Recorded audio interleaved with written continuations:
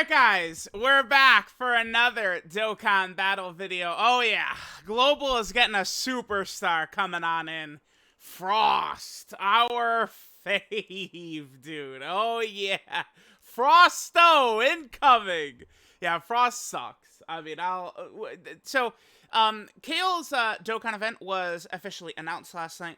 A couple hours ago. I probably should have got this up a little bit sooner, but, well, hey, listen, I'm not perfect. It is what it is. So Kale, her Dokkan event is announced, and then also, the characters, from her banner, were tweeted out as well. So we have Frost, and then we also have Berserk Kale.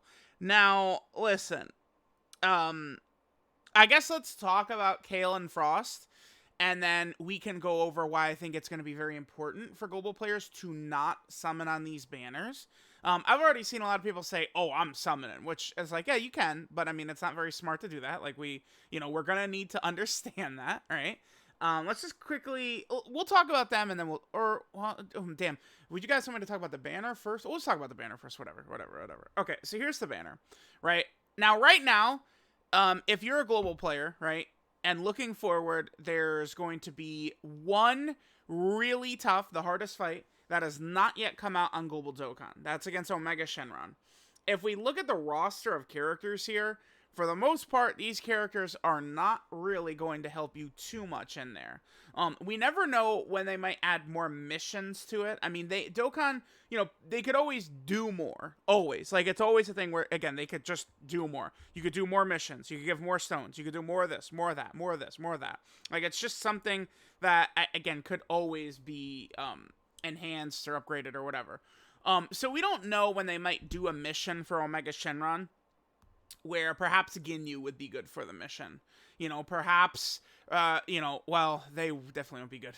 I mean, maybe Path to Power, like, if they did a Dragon Ball Saga mission, I mean, Path to Power Goku would be essential for it, right? But it's like, I just don't really see how this would benefit most players. Now, Kale is definitely the best unit on this banner, by the way. She is definitely stronger than Path to Power Kid Goku. Path to Power Kid Goku is a great character. Very, very good. I'm not the biggest fan of him against Omega. I mean, the way Omega's designed with these kind of like AoE normal attacks, there are so many characters who can get significant defense after they super attack, right? But against Omega, he oftentimes is hitting characters before they have a chance to do that. So it's like Path to Power Kid Goku, if he wasn't always getting hit with these AoEs, he could be very effective. I've also found that using physical characters is a bit of like a trap or a monkey's paw or something like that, because a lot of times, I don't know, man. I do a lot of these runs, and it feels like STR Omega, like, he could be more challenging. Like, after STR Omega supers, I mean, he is hitting harder with his normals than even in Omega, isn't he? I mean, it certainly feels like it. So, it's just that like, bringing in tons of physical characters into that fight is just a bit of a challenge. I just don't think that this banner is going to have outstanding value. And remember, we're about to move into, this is where, I mean, again, I know what people are going to say. They love being smartasses and stuff like that.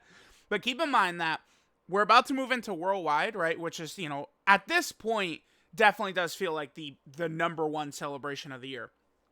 But for Global specifically, the characters take a very long time to return.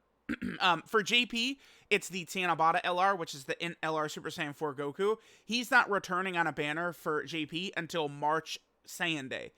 His return is the same on Global and JP, right? Even though Global, like, he's still going to come out. He's coming out in like another 3 or 4 months for Global, but he's going to return at the same time as JP, right? So that's the thing to keep in mind. As a JP player going into Tanabata, if you don't get him on his banner, it's going to be a long time till you get a chance to get him again. And for Global, it's the Worldwide Download Celebration characters, where if you're a Global player going into this Worldwide, I mean, if you don't get, the characters, the main characters in this celebration, it's going to be a very long time until you have an opportunity to get them again, right?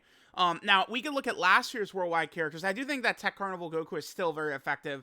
People disrespect him. Final Form Cooler is still very good, but, I mean, I'm not overly impressed with his performance in the new Omega fight. I just, like, his now at this point his over reliance on support, like I'm good on that. Like he can easily get crushed in that fight by those AoE normals, right? It's very tough.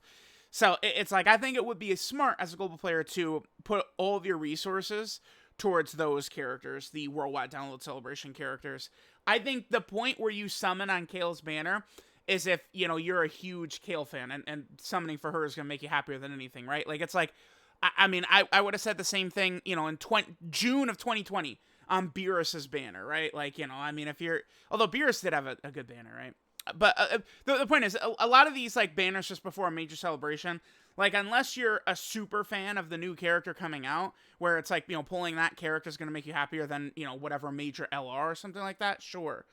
But it's not, I just can't recommend it unless you're, like, a Kale super fan. Banner's not even that good. The Resurrection F blues have fallen off a cliff. Ginyu at least can help in the Omega fight. I found him to be pretty effective. AGL characters can be pretty good. I mean, the opening phase can be a little bit tricky, but you can debuff that Omega. But AGL characters for that SCR phase are actually very helpful, right? Because that SCR phase is just so devastating. So Kale, Kale's leader skill, I mean, is probably pretty good because Transformation Boost is, of course, strong. And Transformation Boost has, of late, I feel like, been getting a lot of options added to it. The issue is that Kale is at her best, right? Running with, like, the other Universe 6 girls and stuff like that. And you really only have the EZA, LR, Kale, and Khalifa, who should come out for Global in, maybe, probably, like, in here, like, the 14th, 17th, 18th, probably in this, like, next week. Probably, like, the 15th to the 18th, Kale and Khalifa's EZA will come out, right? They're, like, the only other, like, competent, like, girl, like Universe 6 Saiyan girl, like, character. Like, some of them are built on dodge, so you can get away with them. Like, AGL Khalifa you could use. I think, you know, depending upon the situation, you could use, like, STR Khalifa. Maybe if you get lucky and you get a million, billion, Fafillion stacks with Tech Kefla and you hide them, like they could probably work if you are able to safely hide them the entire fight. But that just leads to all of the Universe 6 girls, they all literally have the same problem, which this is where, you know, start looking out for this when it comes to team design for some of these characters. When every character has the same weakness, the team sucks ass, right? That's the Super Trunks problem. Every character you're running has the same weakness, which is that they suck at the start of the fight. They all are the same weakness. It's the same thing with the Universe 6 girls. Kale is really strong turn 1, but she can't go in slot 1, right? Like, if you put Kale in slot 1 before you get this right here, Kale will get smacked. But after Kale is super attacking like this, like, she is ridiculously tanky. So that's kind of the issue. I mean, again, if you're running a full Universe 6 girls team, Tech Khalifa, of course, is the god of everything, 100% chance to dodge, but a lot of these girls just aren't really too good. I guess, I mean, I am going to be really... I mean, do we think that this Kefla is going to be good when she's EZA? Probably not. I mean, she's got some good stuff in her kit. Remember, when characters EZA, we're at the point now where we're starting to move into characters who have a lot of shit going on already in their kits, right? So you could look at a character, and it's like they're most likely going to be... Okay, actually, here's a perfect character that's an example of this. You want to know who, like, it actually is going to be almost impossible for them to fumble because he does literally everything, is this guy. Because this guy literally already does everything. He defensive stacks, he seals, he debuffs, he dodges, he has damage reduction, he stuns. Like, he has everything. Really, at this point, all he does need is just stats, because he's just a character that came out in 2020. So, like, this guy with his EZA, I just don't even see how he would be bad. Like, this guy would be really helpful probably on Wicked Bloodline. I mean, he's not going to rock big bad bosses to help out, like, you know, Cooler and some of those characters, but, like, I just feel like this guy is going to be very effective because he's already got a great kit, right? So this is something to keep in mind, because Dokkan, they definitely, when EZing characters, they do not change the spirit of the character. They kind of keep them very similar to, like, how, like, you know, what the design structure was. Look at, like, I mean, Blue Cow Goku, right? Like, he's still completely built around the Spirit Bomb, although they did a really good job with him. So this Kefla, like, even when she EZAs, she's probably going to be exactly the same, which is weak at the start, right? Like, it's... The way they can make this Kefla really good is by doing this. This would help a lot. This would be very, very, very effective. Okay. So, Kefla, or Kale. Kale is good. But it doesn't...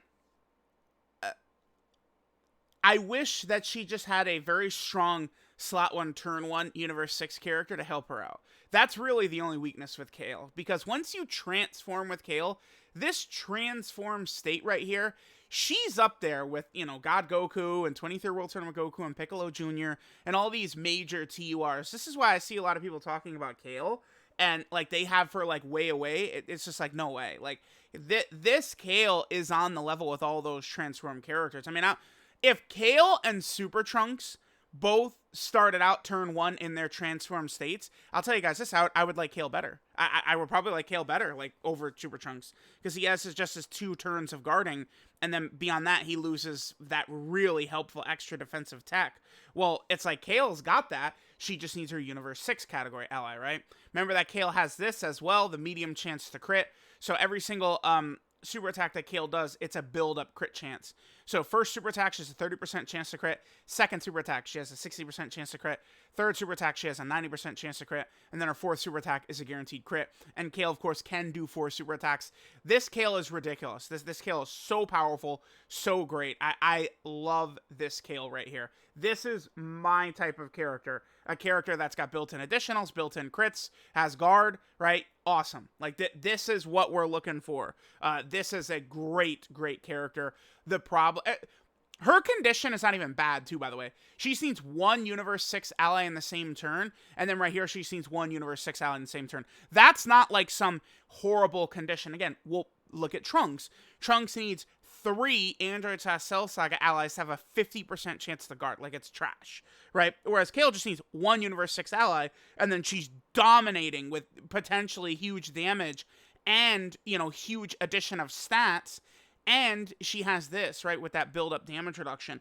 Kale's really good. I like Kale. The only thing I would like to warn people is that, you know, we're sitting in a spot right now where it's like LR Super Buu could be really good with a team. Fusion Zamasu could be pretty good with a team. SCR Super 17 maybe could be a little bit better if he got help. LR Omega Shenron could be a little bit better if he got help. Like, we could do this with all these different characters. Oh, this character, this character, this character, this character. Like, are these characters getting the help they need? Eventually... Amatsu, they're going to back themselves into a corner where it's impossible that they release a character that doesn't help one of these characters, right? Eventually, we're going to get there, where it's like, no matter what they do now, they're going to buff one of these characters that needs help. That's still good that needs help. But who knows?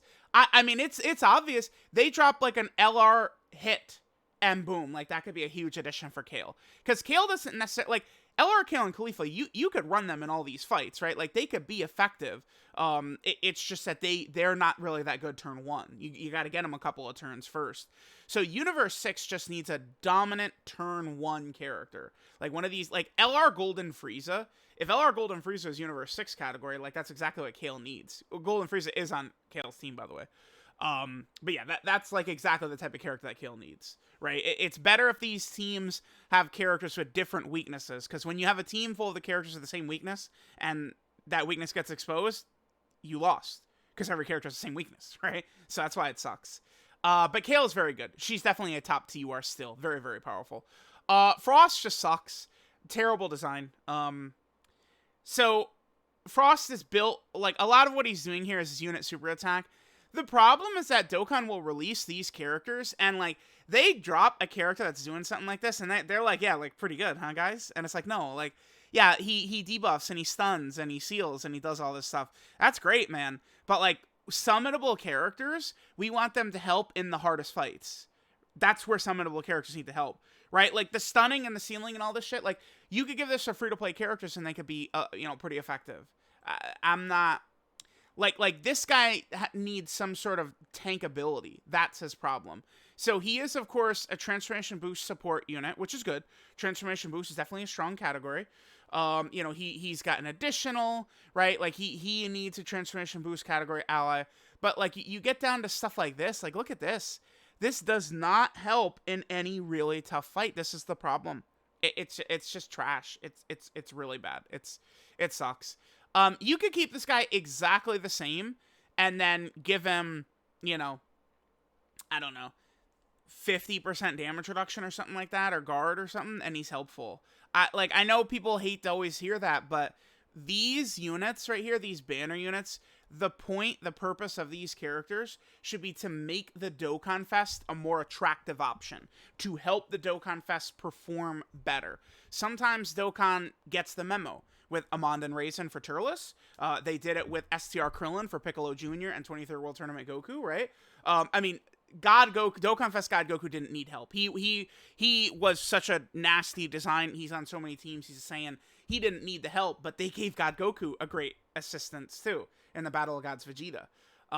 But it's funny, the characters that truly needed it really bad, Super Trunks, Super 17, and Kale, their banner units sucked, unfortunately. And they'd be a lot better if they had stronger banner units. So let me know what you guys think of Kale and Frost. We're probably going to be getting the data download. Typical global data download time is it's like 2 a.m. my time, like somewhere in there. Is it? It's usually in the middle of the night, like 1 to 4 a.m. Somewhere in that range. Typically is around when we see the global data downloads start to happen. So we'll get that. Kale will probably come out tomorrow or the day after. I would advise again, skip Kale's banner. There's no reason to summon on this banner unless you're a Kale super fan. It's like people might try and get Path to Power Kid Goku. It's really good, but you definitely want to summon on the Worldwide Download Celebration banners instead of this. So let me know what you guys think. Thanks for watching, and I'll catch you guys next time.